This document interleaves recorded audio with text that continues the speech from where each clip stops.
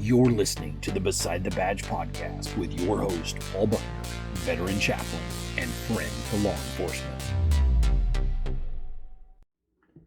Hey, sheepdogs, welcome back to another episode of Beside the Badge. If you don't know who I am, my name is Paul Buckner. I am a civilian police chaplain in the American Midwest, and I want to talk today about keeping good cops behind badges. And we talked about this before, but I think it's a good idea to do again.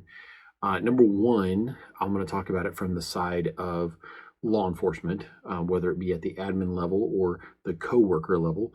And then I want to talk about it as private citizens. In the meantime, got a couple of cool updates. Had a gentleman reach out to me through YouTube, wanted to know how to get a hold of me. The best way is by email. It is besidethebadgepodcast@gmail.com. And all common spelling, no underscores or dashes or anything like that. Beside the badge podcast @gmail.com.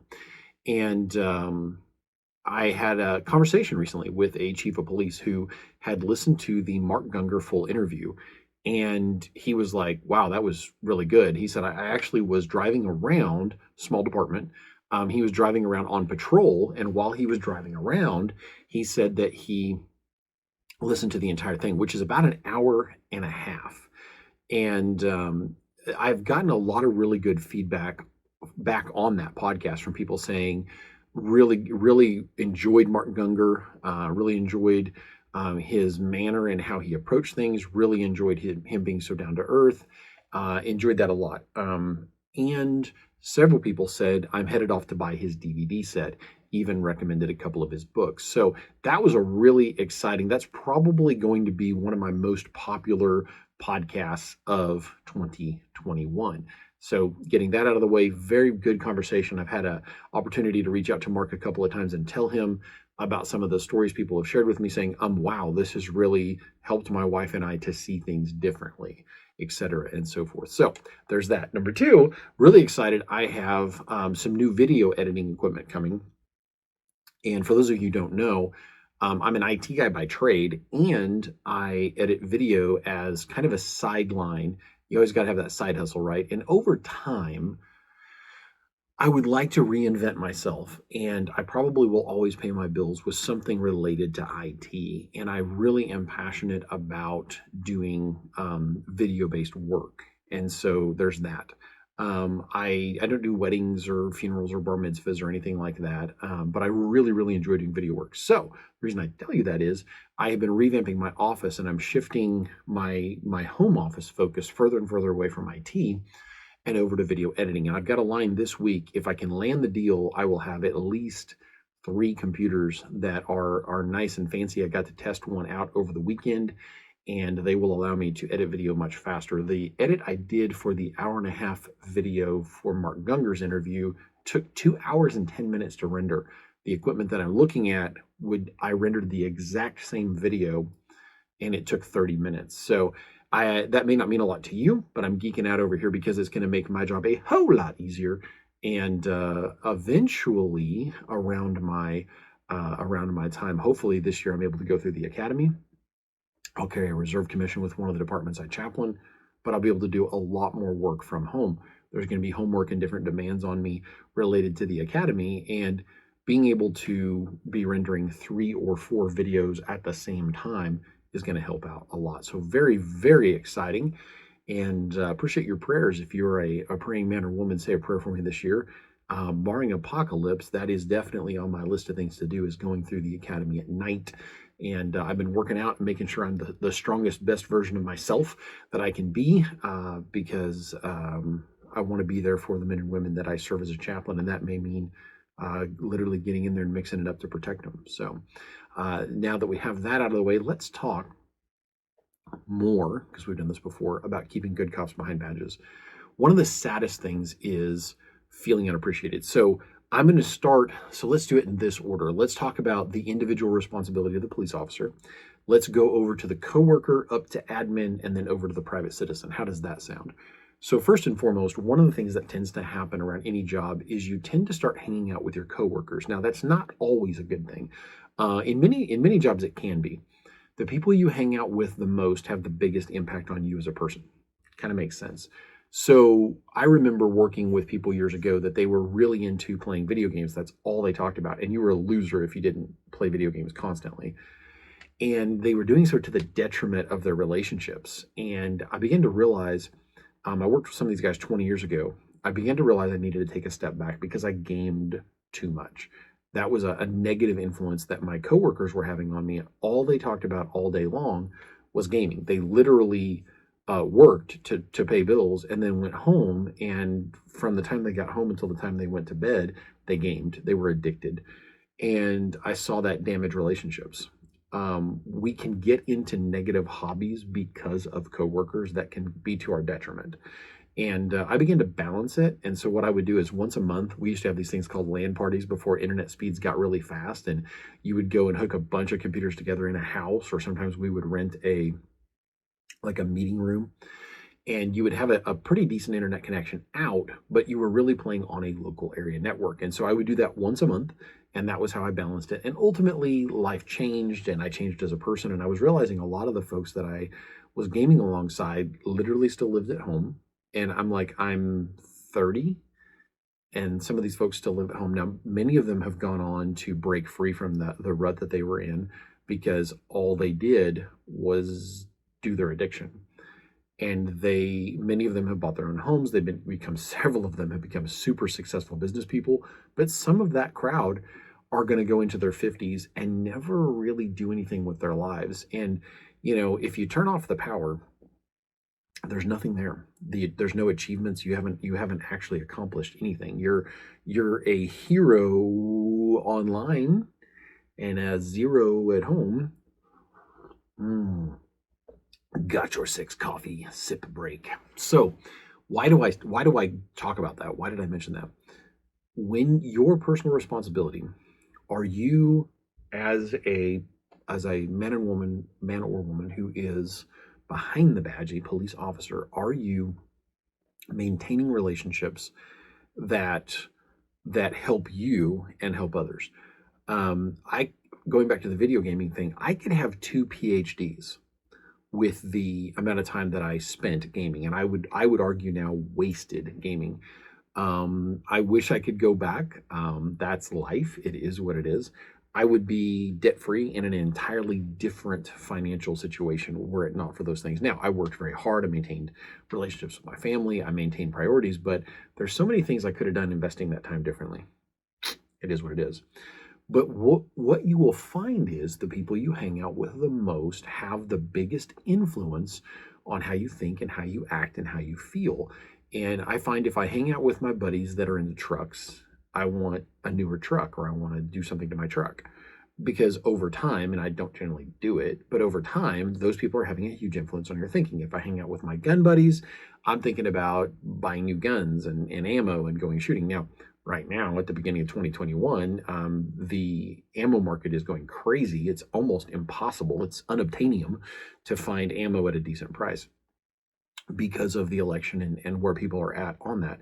We've got several million new gun owners, and they are trying all of a sudden in a market that's used to this many gun owners, there's that many more people out there. So for those of you who are listening to this, I just held my hand up and then I moved it up about a foot. But anyway, so there's a lot more people out there trying to get ammo, and there's a lot of people buying ammo kind of panicked. But I find out when I hang out with my gun buddies, it changes the way I think about, like, oh, I need to go get another gun or whatever. And I'm like, and as an adult and a mature adult, we can check ourselves and go, I really don't need to go buy a new gun. And there are people that within their peer group, within their clique, like going back to high school thinking, they think they're super cool, or they are super cool within their group, but it doesn't really matter. At the end of the day, what is the old saying? We buy things we don't want with money we don't have to impress people we don't like. The keeping up with the Joneses thing can really be a problem in a person's life. I've got buddies that are super into fishing, and that can be an excellent release and relaxation. I've got several friends, talking about positives, I've got several friends that one of the ways that they relax is by cycling. And they tell me that when you're mountain biking and we don't have flat land here. We have a lot of vertical acreage here in the Ozarks, and they are going around mountain trails and going over rocks and that you have to be 100% in, and it's a great way to let go of a lot of your stress and what have you. And I would temper that by saying don't do anything stupid. Like I know guys who have crippled themselves for life because they got really stupid on a trail. But don't don't get out of hand. But cycling can be an incredible way to relax. Fishing, taking a martial art, taking a cooking class with the wife, finding things that you like doing as a family. I know families that frisbee golf, or they hike, or they fish, or they hunt. Those kinds of things can be a great way to go, ah, yes, that's right. I enjoy these people. They are my family.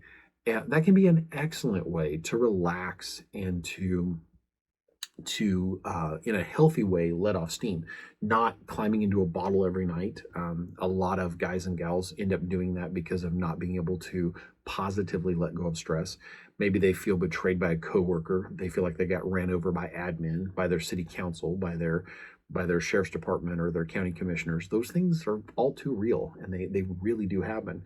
And then but there, like again, there's healthy coping mechanisms. I know people that are very regimented. They go home, they take off their gear, they consciously relax, and they want to hear about their spouse's day because that's normal people stress. Think about that. They're like, yes, you got yelled at by this person at work, but I want to hear about your normal people stress. And I got to talk to our local sheriff the other day, and he used to have an hour drive home, and he said it was one of the best things in the world for me just to let the day go. And then we talked about some of the positive coping mechanisms that go along with that. And so we have, as individuals, a personal responsibility for how we deal with stress. We've never had a time in history where there has been better information out there available than right now on the internet for free. It costs you $0 to learn about how to get rid of stress in a way that's healthy. It's not having an affair. It's not picking fights at the bar. It's not climbing into a bottle or recreational use of illegal drugs. Now, that's terrible, and there's a small number of police officers that do it, but that happens. Think about that. Law enforcement turning to illegal drugs to help them cope with the stress of the job. I get that it happens. What a shame. That should never happen. So we're going to take a quick sponsor break and then come and talk about some more things we can do. I have been blessed to have built relationships with many different people, but I have had the opportunity and am blessed with 3 different sponsors. And so John Lee O'Reilly with General Response, incredible guy, an incredible mission to help people understand at the church level, at the corporate level, at the law enforcement level, what his 20 plus years of law enforcement experience has helped him to understand about de-escalating potentially dangerous, out of control situations. So, incredible mission. John Lee O'Reilly, General Response. Check him out. You need to get him to your department, to your church, to your corporation. We as individuals need to be training in this. I have a background. I studied in verbal judo, which is fantastic. But a lot of times the verbal judo application is actually, I've read the books. Gosh, I've been through that book 4 or 5 times, but hands-on de-escalation. It's sort of like reading about a martial art. You strike here, you block here, you do this. That's good, but unless you've been hit in the face, unless you've had to block that punch, you really don't know what you're doing. That's really the way that verbal de-escalation works. Secondly, Got Your 6 Coffee. Got Your 6 Coffee just got off the phone earlier today with Eric Hadley, the founder. Right now, they are working on opening their first coffee shop. I'm super excited. I had an opportunity to pray with him and just talk about where God is taking his business. They are changing lives. This Saturday, I will actually be up there volunteering. And the next Saturday, I will be volunteering as well with his company because I am so passionate about what they do. There's literally purpose in every cup. There is a reason I am a founding member, y'all. There is a reason I am a founding member. If you can't see that because you're listening to it, I just held up the coffee cup that says founding member. I am drinking the delectable cup of Joe, dark and rich and wonderful. And there's literally purpose in every cup. Their mission is service to those who serve. And he recently was telling me about a young man who is now getting ready to challenge the post test for the state of Missouri. And his journey, I think it may actually become like a little mini documentary. I'm super excited about that. If it happens, I will be sharing that documentary on my social media. So then thirdly, we have Matt Combs with Shield Force International. Have Gun Will Travel. This guy is high speed. It would take me an hour to talk about his background and all of the different things that he teaches. Suffice it to say, he's really good at what he does. You should be thinking about ambush training to survive the ambush. That is an incredibly valuable thing, especially right now, because there's some bad people out there. And I don't know if you've figured this out yet, but they don't like you, unfortunately, because you stand for law and order. There's a lot more people that do, that are out there.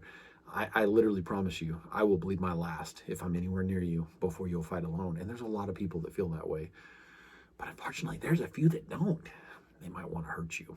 So check out Matt Combs, Shield Force International. Tell any of these gentlemen that I said hello. Good people, check them out. Next, before we head back to our topic, if you're watching this behind me, I've got a board that's slowly growing with things that mean something to me. A pin that's based on a TV show. I am an unrepentant geek, and for some sci-fi stuff behind me. If you haven't seen close-ups of it, you can check it out on Facebook. You can find the Beside the Badge podcast on Facebook. If you were on Facebook, go like the page. Follow the page. If you are listening to this, please give me a review. We are on Amazon, Audible. We are on a bunch of places. I couldn't even remember all of them. We're based off of Anchor FM. You can listen to us on Spotify. What? You can listen to us on Spotify. Just about anywhere you can grab a podcast, you can listen to us. And that is very, very exciting. And then I need reviews. I want reviews. It's great to hear back from folks. It does my heart good.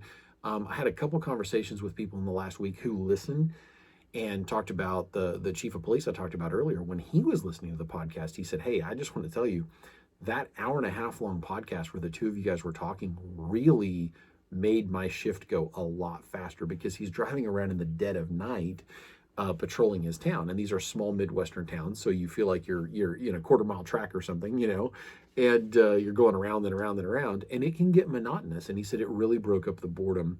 And in the middle of the night, we won't use the Q word, but let's just say it was still, and there was not a lot of radio traffic, which is always a good thing, right? But it's hard not to go to sleep. It really did my heart good to hear that he was listening to that as he was driving around, making his rounds. So let's get back to the matter at hand and talk about the individual, the coworker, the boss, and the private citizen, and what they can do to help keep good cops behind badges. So let's talk about more stuff we can do as individuals. At the end of the day, we are responsible for our actions. This is something that law enforcement's like, well, duh. But what stress we take home, what we do with it, and how it affects our job is ultimately on us. So we need to be finding healthy ways. We need to understand what's happening in our brains. We need to find healthy ways to deal with the stress that we see. I can tell you, a lot of officers have told me, so I'm at a data dump, they don't follow their cases. So they catch a guy doing bad things, and then they don't follow it, because that individual will get on bail and something will happen, and your hand hurts because they stomped your hand during the fight. You got a broken finger, and they're out within 24 hours. Anybody who's been around law enforcement very long has seen these things happen, and you're like, hey man, well, don't follow your cases. On TV shows make it seem like in a 45-minute episode, because commercial breaks, that you are going to wrap up an entire case and sew it up wrap it up in a bow, stitch that thing up, and the prosecutor is going to be on your side, and they're going to take your case, and everything's going to go well, and there's not going to be pardon my French, a peeing for distance contest between your department and the prosecutor, or whatever, or some overpriced jerk lawyer is not going to come in. Now, let me set a proviso. I know a couple of amazing lawyers. They're an exception to the rule, but I know a couple of really amazing lawyers. And we do need good defense attorneys out there. That's part of our Constitution. But unfortunately, there are a lot of lawyers that their sole thing is money and power, and they're alcoholics with marijuana problems. They smoke weed all the time because they can't hardly live with the people that they have gotten off on, from really bad things those people have done. So don't follow your cases, because guess what? That person that you know they're guilty of sin, you may not be able to get a conviction. And once it's handed off to the prosecuting attorney, to the DA, you've done your bit for king and country. It's time to move on to the next thing. I can tell you that there are people, I have talked to officers. We had a murder in my area where a woman was murdered by her husband, and he was very controlling. He was very manipulative. He was very violent, verbally and physically violent. All the things that you see all the time, to the folks that are out there walking a beat every day. And what happened was, this officer's like, I probably talked to her 50 times. You got to get away from this guy. He's going to kill you. She wouldn't press charges. She would press charges. She'd drop the charges. In our state, they can hold him for a little bit, but they have to let him go. And she wouldn't leave this guy. Well, she ended up having an affair on him, and they were a mixed race couple. Doesn't matter the details, but she ended up having an affair with a guy who was of another race. And so they're a mixed race couple, and she has an affair with a guy who is of yet another race. And the child is born, and it doesn't look anything like dad. And he murdered her and then fled the area. Last I knew, he was still in the wind. He may have been captured, and I hope he goes to prison for life. But this officer was really struggling with, did I fail this gal? And I'm like, no. City cops were there, county cops were there, a bunch of different first responders were there. You had, EMTs and paramedics talking to this gal. She wasn't gonna listen. And this is one of the really sad things about free will. People can choose to do things that cost them their life. And you as a first responder, you as law enforcement, it is not your fault when that person chooses death. And that is what she chose for whatever reason. And a lot of these girls, we always try to blame it on the guy. And trust me, there's some rotten guys out there. But there are girls that maybe they've done something in life and they feel at some subconscious level that this guy is penance for it. Maybe they were raised in an environment where dad was just like this guy, and they went out and dug around until they found a guy like him.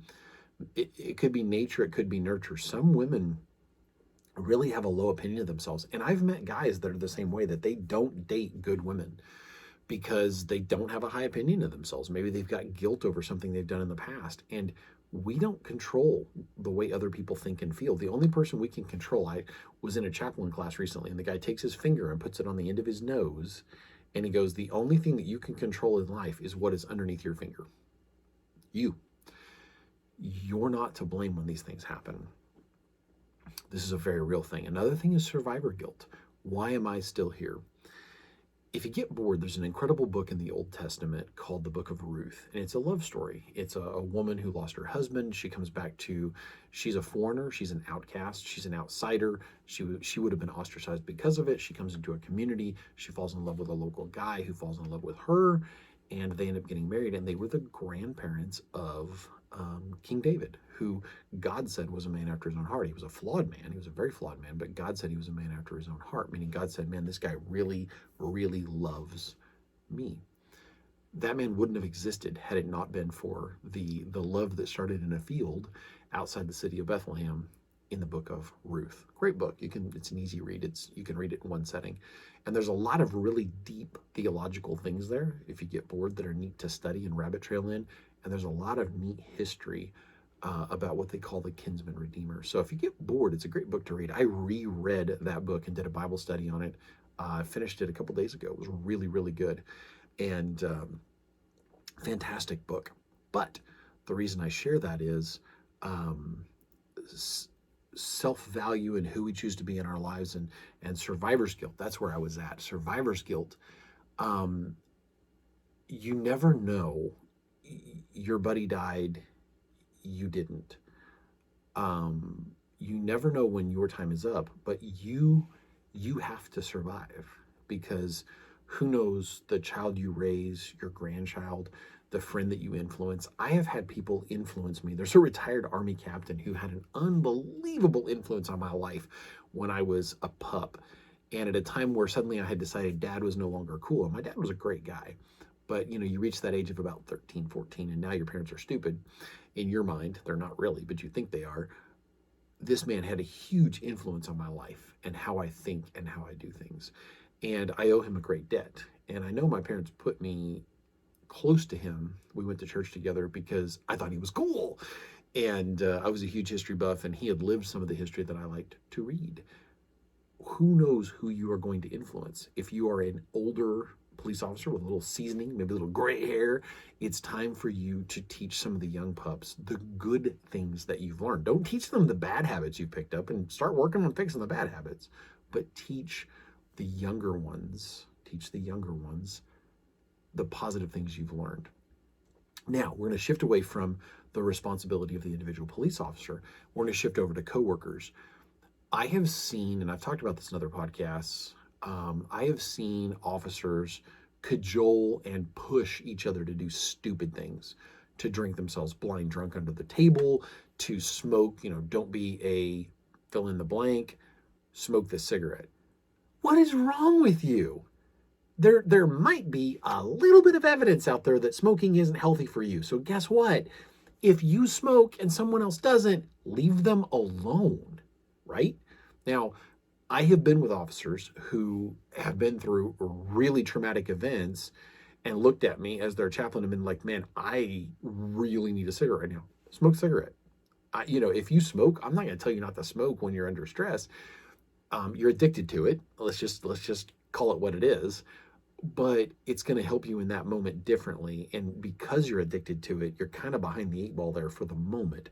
But I would encourage you to stop smoking because it's not healthy for you. And don't push other people into it. Don't push other people to drink. I literally have had conversations with people that people have tried to make them have affairs. Well, I mean, if you're a man, you're going to be out there and, you're a prude if you don't have at least 3 side chicks. Oh, shut up. You know what? I'm in an exclusive relationship, 17 years and counting. Guess what we don't have in this relationship? STDs, psycho exes that we have to deal with constantly. I don't have to worry about jealous husbands, angry boyfriends, family of people like this. I have enough problems in my life without complicating it and wondering if my wife's going to stab me to death in my sleep because she finds out about a side chick. There is no side chick. And guess what I do? I pour all of my attention and focus into my wife. And it is wonderful because we have done things like listen to Mark Gunger's Laugh Your Way to a Better Marriage and learned from people who are going before us and going, oh, by the way, there's a landmine over there. Don't step on it. Get out of debt. Figure out how you're going to raise your kids together. Don't have affairs. I literally have talked to people that their coworkers have been like, well, you're just a fill in the blank if you don't have an affair. Shut up. Leave those people alone. And I don't often go off on people, but a few years ago, there was an officer that was going through a divorce and he was having one of the worst nights of his life. And he was being very real and very transparent. And when he opened up and said, look, I am hurting so bad right now, one of his coworkers turned around and started calling him names and went off on him and telling him, well, maybe if his man parts were bigger and he knew what to do with them, his wife would have stayed. And I went off. I don't often knife hand people, but I was knife handing this person and saying, what good are you possibly doing in this moment? This is an opportunity for you as someone older and in theory wiser to offer some actual life advice instead of going off on someone. I have no respect for that. If you can't tell, that gets a little bit under my, And how dare someone do that in a moment like that? When someone opens up and says, man, I am really hurting right now. This is when people are vulnerable and they're being real with you. And we have enough, out of control alpha male machismo in and around law enforcement anyway. And I get it. We need alpha males. I don't think of myself as an alpha male, but I've had several people tell me that they think of me as an alpha male because I have nothing to prove. And and I do agree that a person who has nothing to prove but is willing to throw hands to protect someone else or throw lead to protect someone else, that's an alpha male or alpha female. But when you're a coworker to someone who's genuinely hurting, hey bro, I've been divorced, it's tough. And I'm speaking from experience here. and do a buddy check on that person, make sure that everything's okay.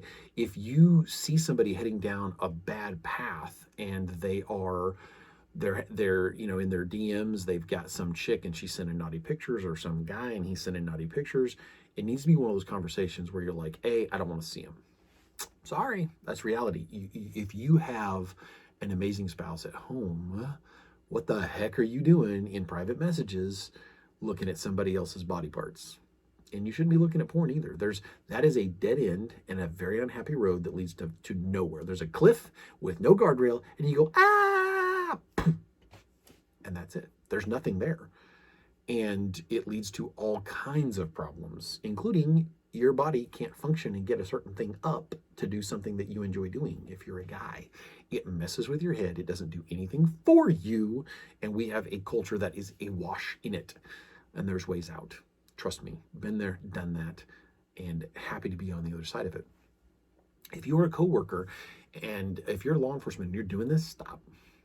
If you are, I literally have seen direct messages, naughty pictures, destroy marriages. No physical contact, still an affair. You're still having a psychological affair. I've seen it destroy relationships, and I've seen guilt annihilate amazing things. And now you've got one more set of kids out there that are hurting. Now, if you've done this, there's hope and there's forgiveness, and you can come out the other side of it. But don't do it. And I literally this morning got a friend request from someone, and it was a girl in Paris, and she wanted to friend me, and we had no friends in common, and the picture for her profile was naughty. Guess what happened? I blocked her. She is gone like poof. She is gone. Et voila, she is gone. I was not. If you're watching me, I'm really being a ham right now. I'm a nut, and I'm being a little. I don't know what I'm being right now, but get rid of it. Don't play with fire, because guess what happens when you play with fire? You get burned. And I have seen it destroy relationships. I have friends that have gone down this path, and it destroys them. And at an ego level, when you're a guy or a gal and somebody's like, oh, you're so this and you're so that and whatever, and no, don't play with that. Don't snack on M&Ms all day long and then wonder when you get home and there's your steak the way you want it, the way you like it, and you're not hungry, or you feel kind of sick to your stomach. That's why. Don't do that stupid stuff. I can tell you, my wife and I are 17 years older than we were when we got married. We are more attracted to each other now. And trust me, I have less hair and I'm fluffier in places than I was, but we are more attracted to each other. You know why? Because we're not constantly looking at things we shouldn't be looking at, and we're not constantly flirting with people we shouldn't be flirting with. Guess who you should be flirting with? Your spouse. So, as a coworker, don't be encouraging this nonsense. I will reach through this camera and I will slap you in the face. It'll be a chaplain slap, because you need it. So, I love you. But don't be encouraging affairs. And if you see one in the offing, I remember walking through an office. This was kind of a shame on me moment, but there was a young man working. The boss's wife comes in and she's like, what do you think of and it was like my haircut or my new glasses or whatever. And push-up bra, low-cut shirt. She was always looking for male attention that she wasn't married to. She was always looking for some other guy to pay attention to her. And I don't think it was a problem at home. I think it was a problem she had. And this young man looks down her shirt, which is what she wanted, and goes, oh, wow, what a great new haircut or whatever. And I shouldn't have said anything, but as I was walking by, I was like, local businessman kills wife and her lover in tragic love triangle. I shouldn't have said a dang thing, but I did, because I'm kind of a smart butt at times. And this was many years ago, and I had a little less of a set of reins, good controls over my mouth. And they kind of looked at me, and I found out within a couple of years that she was actively having affairs on her husband, and guess who is not married now? And this just damages the kids, it damages us, and the more of these fender benders we get into relationally, it gets to the point we aren't terribly marketable. And as a friend of mine told me, who'd been married 6 times, he's like, wherever you go, there you are. I could have fixed all but about 2 of the relationships. I realized a lot of it was me. I'm glad he figured that out. And then he goes on to say, Paul, I will never own my own home. He was in his 50s, early 50s when he told me, so he'd be in his late 50s now. He's like, Paul, I will never own my own home because every 5 to 8 years, I've given a woman I no longer like a home. And she's got equity in that house. He's like, I will never own my own home. So I pray he does. I would love to see him break past that. But odds are in his late 50s, he will never own his own home before he dies. That is only one of the consequences of affairs and divorce and all of these stupid things. That's terrible. I am blessed. My wife and I own our home and own our property. And by the grace of God, I'm down to some credit card debt that I unfortunately got saddled with and a truck payment. That is the biggest thing I'm down to. And of course, when you're in small business, you have tax debt. I mean, if anything happens and the economy hiccups and you miss something, you can end up with tax debt. And I've got a little bit of tax debt I'm working on. That's it. A few $1,000s and I'm out of debt. Had my wife and I refused to forgive and refused to love each other and realize, hey, avoid this topic. It's not worth fighting about. I could go pick a fight with her right now. She's upstairs. Learn to live and let things go, right? Let them go. So we've covered those topics, and I'm going to have to stop this podcast because I'm really running too long. And in the next podcast, we're going to come back and we're going to talk about not just coworkers, what we can do for each other as coworkers to help people go the distance and stay behind the badge. But we're going to talk about at an admin level, and we're going to talk about as private citizens, what we can do, even maybe as spouses, what we can do to help keep good cops behind badges. So I'm going to pray this episode out. Dear Heavenly Father, thank you for giving me a platform to share my love of you and my love for law enforcement with those who put on a badge every day, Lord God. Put on 26 pounds of gear. Hopefully it's on a vest and not on their hips, Lord God, and they go out every day to protect us. And I ask that you bless, guide, and protect them. Give them the desires of their heart. Help them as they seek you, Lord God. Bless their marriages, their careers. Keep them safe. Bend the bullets around them. Cause the bad guy to stumble if they come against these officers. We ask it in the one name that makes it possible, in your Son, Jesus' name. Amen. Guys, I will see you next time. Bye. Thank you for listening to the Beside the Badge podcast. Stay safe out there and be sure to subscribe and share this podcast.